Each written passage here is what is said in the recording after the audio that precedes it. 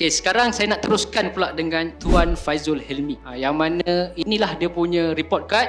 Untung, rugi, untung, rugi. Dekat statement ni, tak semua, tak setiap bulan hijau. Okay, itulah hakikat yang perlu kita terima. Boleh je saya tunjuk yang hijau, betul tak? Boleh je saya tunjuk, okey, ni 2 bulan je yang untung. Tapi kita nak tunjuk trader sebenar yang macam mana dia orang ni, walaupun berkerjaya, walaupun ada bisnes, masih lagi boleh trade FCPO tu sendiri. Assalamualaikum semua dan selamat petang. Nama saya Faizul Helmi bin Osman. Saya sekarang ni masih lagi jurutera oil and gas dalam satu syarikat kat Malaysia ni. Pukul 8.30 sampai pukul 5.30. Memang kerja office hour, tapi masih lagi boleh trade FCPO ni. Apa cabaran terbesar Tuan Faizul semasa trade sambil bekerja ni?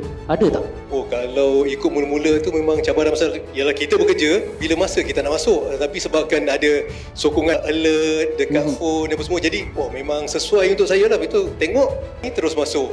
Jadi kita set nasihat yang daripada pakar cat. Apa nasihat terpenting kalau nak belajar ataupun nak sertai dunia FCPO ni? Trade FCPO ni yang pertama sekali kena tahu apa tujuan kita nak trade FCPO ni untuk apa, dan berapa kita nak dapat setiap bulan. Kalau kita target macam melangit sangat, memang last kali kita akan rasa frust. Jadi macam saya tahu bulan-bulan saya nak range dalam 3,000 ke 5,000. Jadi saya maintain macam itulah, konsistensi. Kalau dapat lebih, alhamdulillah. Walaupun bekerja, walaupun businessman, walaupun golongan profesional, pelbagai jenis golongan boleh berjaya dengan FCPO dengan syarat dia ada two-way communication. Bukannya kami sahaja yang beria-ia nak mengajar, tuan-tuan, puan-puan pun kena beria-ia nak belajar. Malu bertanya, sesat jalan. Tak faham, tanya soalan. Trading ni is all about two-way punya communication.